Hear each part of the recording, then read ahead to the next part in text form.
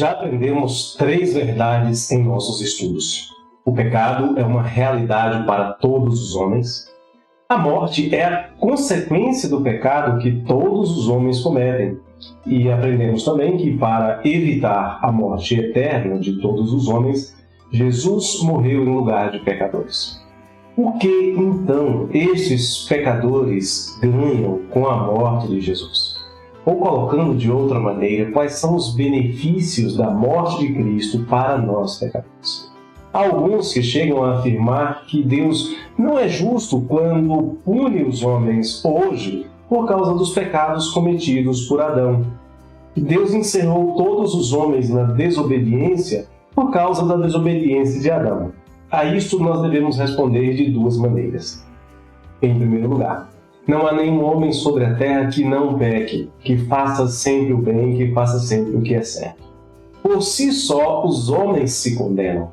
Não seria necessário que o pecado de Adão fosse imputado aos seus descendentes, embora ele nos representasse no Éden, mas não seria necessário que o pecado dele fosse lançado sobre nós, porque nós somos pecadores, porque nós transgredimos diariamente a lei de Deus. Há 3 semanas atrás nós fizemos um desafio: tente passar 1 semana sem pecar. Se você tentou, eu tenho certeza que você vai. Há 1 semana atrás, nós fizemos um novo desafio, não 1 semana, mas apenas 1 dia. Tente passar 1 dia inteiro sem pecar. E você sabe que isto é impossível. Você sabe que você não consegue ficar sem pecar. Você sabe que você é um transgressor.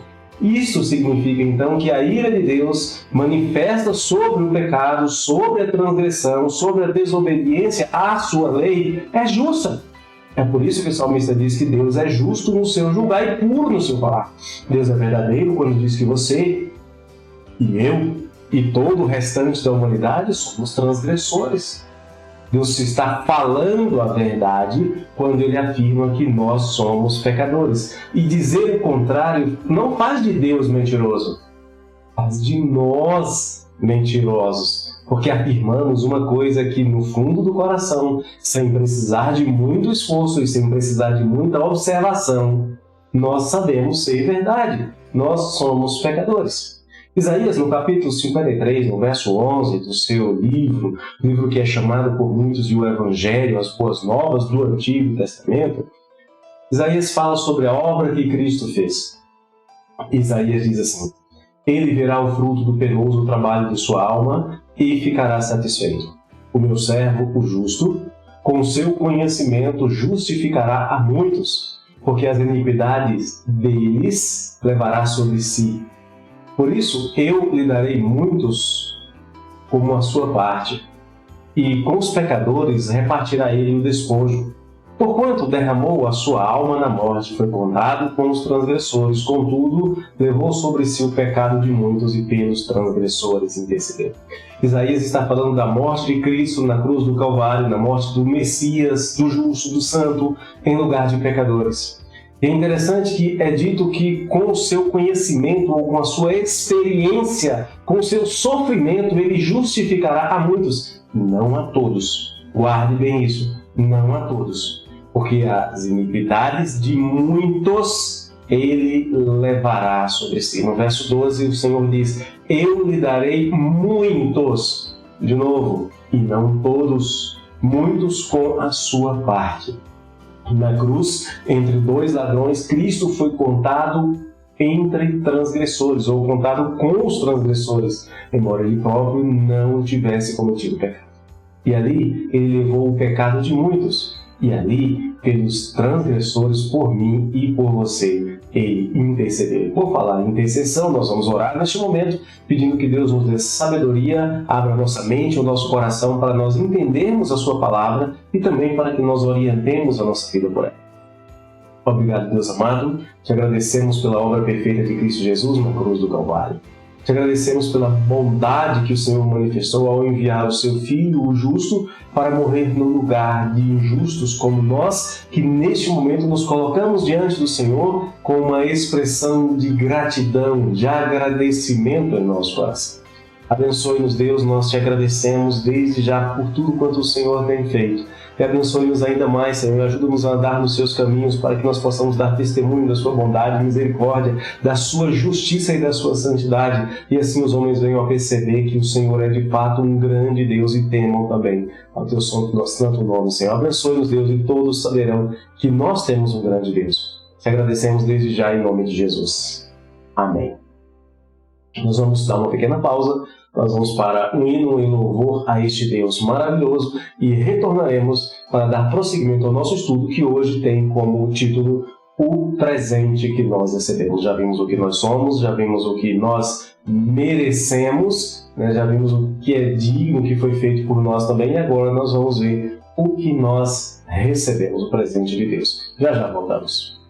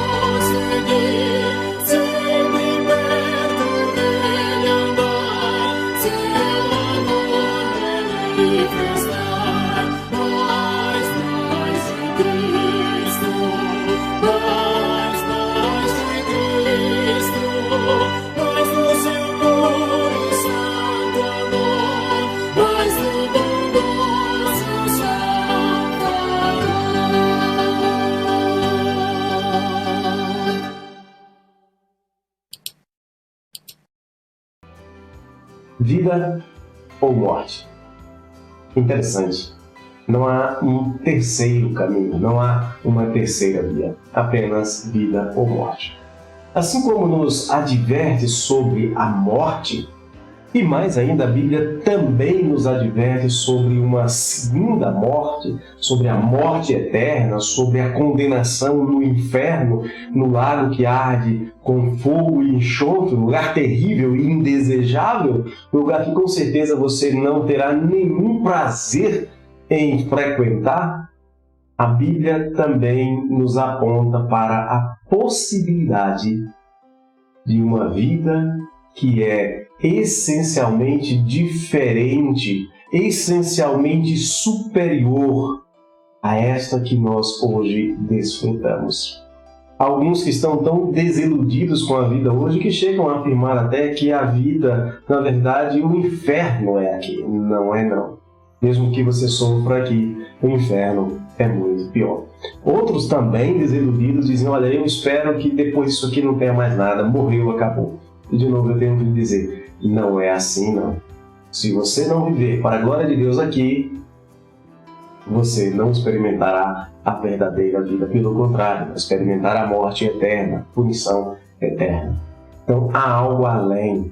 E a Bíblia fala sobre esta vida especial, chamando-a de vida eterna, de vida infindável, de qualidade infinitamente superior. A essa vida que não é uma utopia, não é um lugar imaginário, mas é uma realidade, assim como tudo que nós já vimos até o momento, a Bíblia chama simplesmente de vida eterna. Em Daniel capítulo 12, verso 2, já no Antigo Testamento, Daniel dizia que muitos dos que dormem no pó da terra ressuscitarão, uns para a vida eterna e outros para vergonha e horror eterno. Olha que impressionante e que forte isso que Daniel fala. Muitos dos que dormem no pó da terra ressuscitarão. Uns para a vida eterna, gozo, alegria, e outros para vergonha e horror eterno, sofrimento, a morte eterna. Mas dentro do nosso coração, dentro do coração do homem, dentro do meu e do seu coração, dentro do coração da humanidade, sempre houve um desejo de permanecer vivo. Ou, dizendo de uma outra maneira, o homem nunca quis morrer.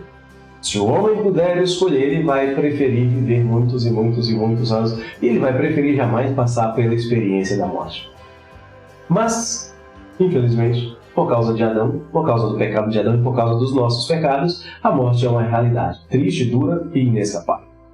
Mas como experimentar então esta outra vida, esta nova vida? Como alcançá-la? Não é através de reencarnação, porque a Bíblia já disse que importa ao homem morrer uma única vez e depois disso o juízo. O desejo de viver eternamente, ou também o medo da morte, está presente em todas as pessoas, em todos os lugares, em todas as culturas do mundo. E são muitas as tentativas que os homens têm feito para fugir à morte. Agora, o homem tem tentado fugir à morte através da ciência, através de uma tentativa de congelamento físico chamada criogenia. Tem muita gente gastando milhões e milhões e milhões de dólares inutilmente, porque só existe um meio de escapar da morte. Nós encontramos este anseio de escapar da morte em um jovem que vai ao encontro do Senhor Jesus. Está registrado em Mateus, capítulo 19, verso de número 16. E esse jovem, não sabemos o nome, como diz Mateus, e eis que alguém, aproximando-se, lhe perguntou: Mestre, o que farei eu de bom para alcançar a vida eterna? Olha a pergunta: o que eu tenho que fazer de bom para alcançar, com os meus esforços, para alcançar a vida eterna? O problema é que a vida eterna não é alcançada por obras humanas. A vida eterna não pode ser alcançada por esforços humanos.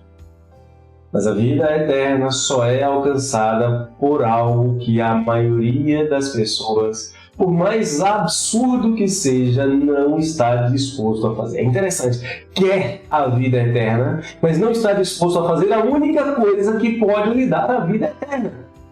E o que é? Obedecer a Deus acima de tudo. Isto é, amar a Deus acima de tudo e de todos, de toda e qualquer coisa. Seguir a Jesus sem qualquer espécie de reserva, entregando-se a Ele, a Jesus, na mais absoluta confiança. É isso. É esse o meio. É simples assim. Entregar-se ao Senhor Jesus na mais absoluta confiança e receber dele a vida eterna.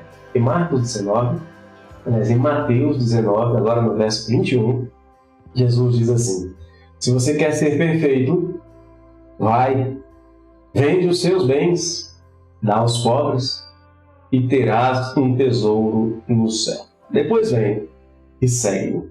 Jesus dá aqui duas ordens bastante simples. Deixa eu traduzir isso para você. Em primeiro lugar, Jesus diz: você precisa parar de confiar no que você possui ou pode fazer. Você precisa parar de confiar nas suas riquezas e na sua religião. Você precisa parar de confiar ou buscar a salvação por qualquer meio deste mundo. Depois que você parar de fazer isso, agora sim, vem comigo. E por que Jesus faz isso? Porque Jesus diz: eu sou o caminho, a verdade e a vida. Ninguém vem ao Pai a não ser por mim. Como obter esta vida, então? É disso que nós estamos falando. A vida eterna não pode ser conquistada por méritos. A vida eterna não pode ser conquistada por esforços. O que o homem deve fazer para obter a vida eterna? Qual o preço a ser pago? Quanto? Que sacrifícios são exigidos? Bom, deixa eu esclarecer uma coisa para você. Diferente do que muitos pensam, a vida eterna não é obtida por algo que se faz. A vida eterna não é obtida por nenhuma espécie de troca com Deus. Na verdade, por mais absurdo e curioso que isto possa parecer, a vida eterna é obtida por algo que não se faz. Isso significa que você precisa deixar de confiar no que você faz e confiar totalmente no que o Senhor já fez, já foi feito, já foi pago, já foi consumado. Todo o preço pela sua redenção já foi pago na cruz do Calvário de uma vez por todas pelo Senhor Jesus Cristo e não resta absolutamente nada que você possa fazer. No Salmo 37, verso 5, o salmista já dizia com muita propriedade: entrega o teu caminho ao Senhor, confia nele e o mais ele fará. Que coisa maravilhosa! Entrega o teu caminho ao Senhor, confia nele e o mais, tudo mais, ele fará. Como fazer então para receber a vida eterna? Como já dissemos, a vida eterna não é uma conquista do homem, mas é uma dádiva, é uma doação, é um presente de Deus aos homens pecadores, indignos, que não mereciam nada disso. É um presente de Deus que é dado através de Jesus Cristo. Quando Jesus Cristo morreu na cruz do Calvário, quando Ele entregou a sua vida para resgatar a tua vida e a minha vida, Ele conquistou o direito de dar a vida eterna a quem Ele quisesse, a quem Ele desejasse, a quem Ele resolvesse chamar. Lembra que Isaías já havia dito que Cristo daria a vida eterna a muitos e não a todos? Em João, no capítulo 10, verso 28, Jesus falando sobre as suas ovelhas, aqueles que ouvem a sua voz, aqueles que atendem ao seu chamado, aqueles que entregam a vida nas suas mãos. Jesus diz assim: eu lhes dou a vida eterna, jamais perecerão e ninguém, veja bem, ninguém as arrebatará da minha mão.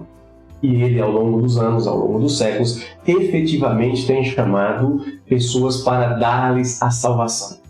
Ele tem chamado aqueles a quem Ele diz que são suas ovelhas, aqueles que ouvem a sua voz. Isso possui um duplo simbolismo. Primeiro, o de Jesus como o bom pastor. O bom pastor que faz tudo, absolutamente tudo pelo bem das suas ovelhas, a ponto de dar a sua própria vida por elas. Mas tem também o simbolismo das ovelhas, aquelas que ouvem a voz do bom pastor, aquelas que conhecem a sua voz e seguem a voz do bom pastor, porque sabem que ele vai conduzi-las a águas tranquilas, a pastos verdejantes, a um abrigo seguro. Em João 10, 14 e 15, Jesus diz assim: eu sou o bom pastor. Eu conheço as minhas ovelhas, e conhecer aqui é ter relacionamento. E elas me conhecem a mim, elas se relacionam comigo, assim como o Pai me conhece a mim. E eu conheço o Pai e dou a minha vida pelas ovelhas. Quanto custa? Quanto custa este presente? Você já parou para pensar nisso? Quanto custa este presente maravilhoso? Eu tenho que te afirmar que este é um presente caríssimo, muito caro. Veja só o que Jesus fez. Ele deu a sua própria vida pelas suas ovelhas. A pergunta que nós precisamos responder neste momento é: você é uma das ovelhas de Jesus? Ou você é contado entre aqueles que ele chama de cabritos? Em Mateus 25, 32 até o verso número 34, Jesus diz que todas as nações serão reunidas em sua presença. E ele, Jesus, separará uns dos outros, como o pastor separa dos cabritos as ovelhas. E porá as ovelhas à sua direita, mas os cabritos à esquerda. Então dirá o rei aos que estiverem à sua direita, as ovelhas: vinde benditos de meu Pai, entrai na posse do reino que vos está preparado desde antes da fundação do mundo. O benefício de ser contado entre as ovelhas de Jesus é ser feito filho de Deus, é receber a vida eterna e ir morar com Ele no paraíso para todos sempre.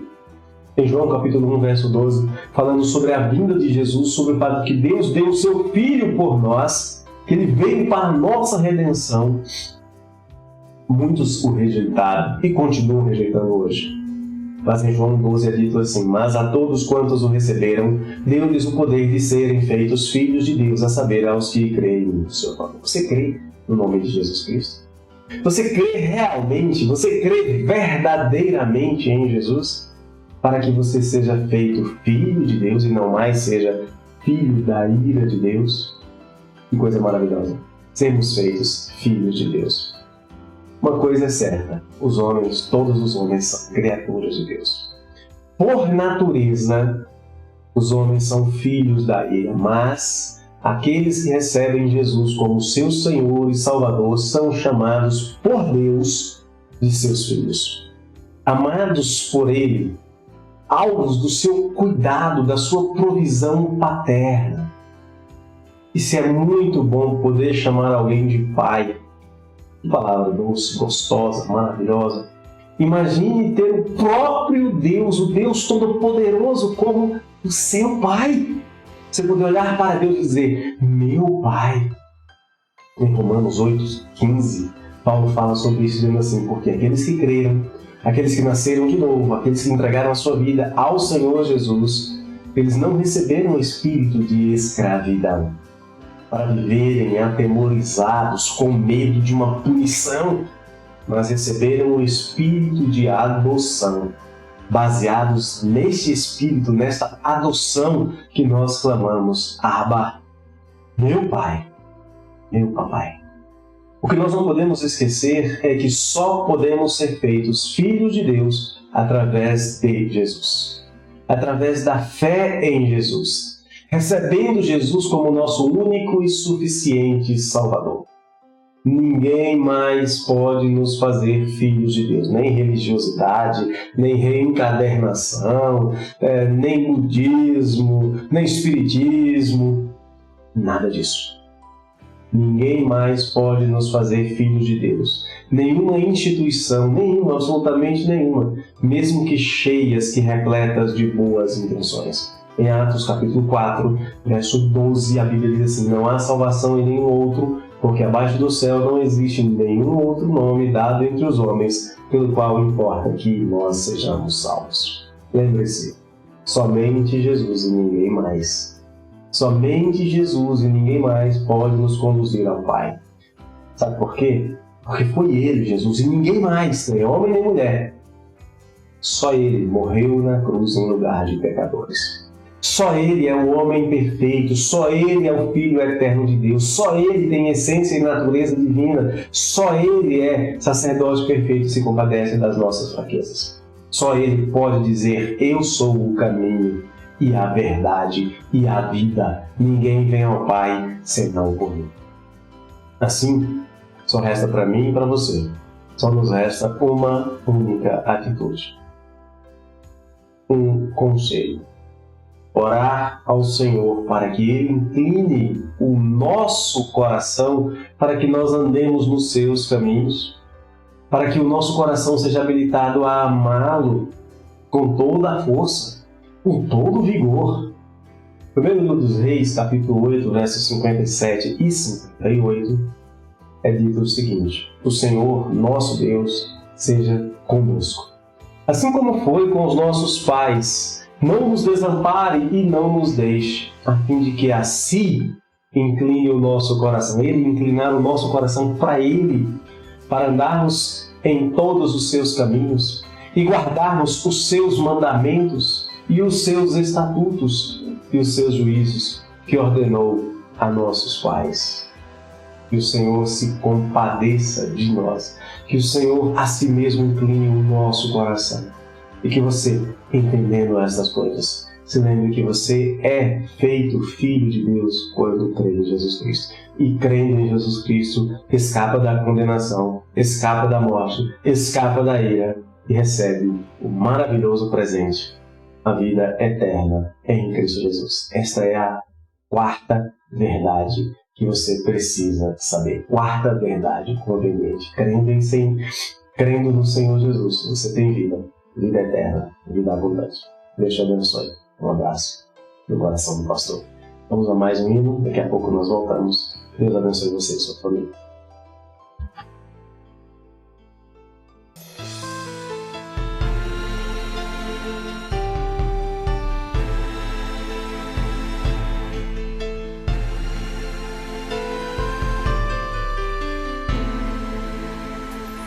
Ao pé do monte onde Cristo se arrastava, e ao Pai ele clamava: me ajuda a chegar.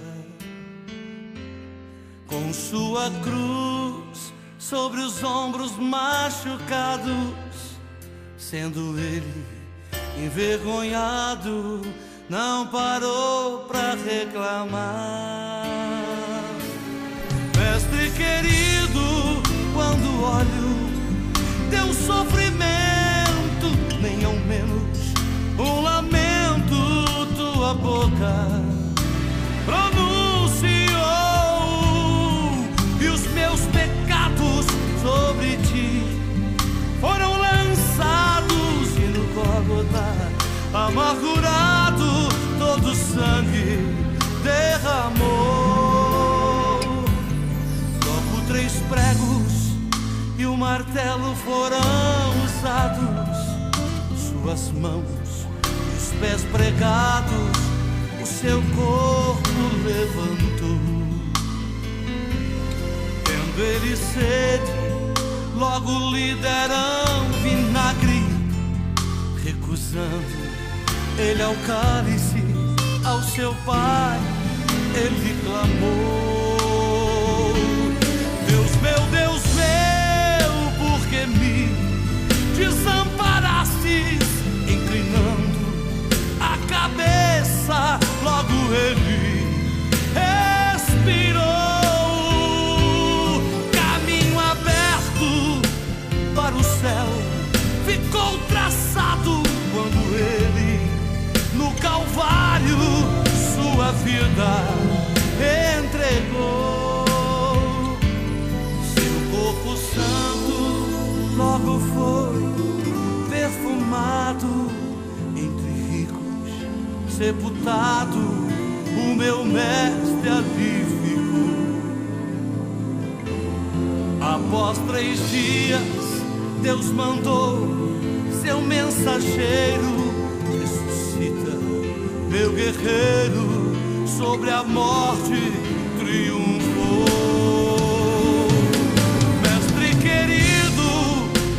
Olho teu sofrimento, nem ao menos um lamento tua boca pronunciou, e os meus pecados sobre ti foram lançados, e no Gólgota amargurado todo o sangue derramou. Olho teu sofrimento, nem ao menos um lamento tua boca pronunciou, e os meus pecados sobre ti foram lançados, e no Gólgota amargurado todo o sangue derramou.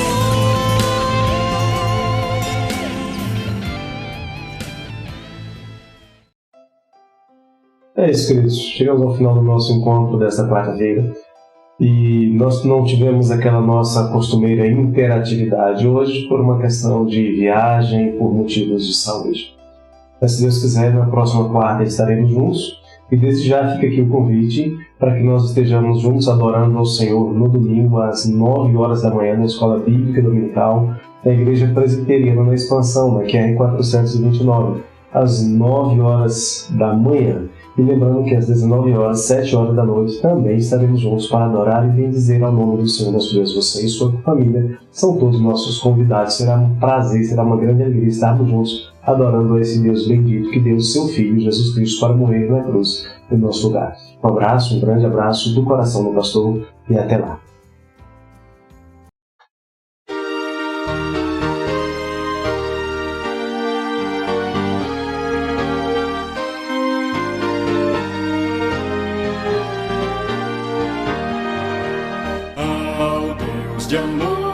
e de imensa bondade, com voz de júbilo vinde aclamai, com coração transbordante de graças, seu grande amor todos vinde louvai.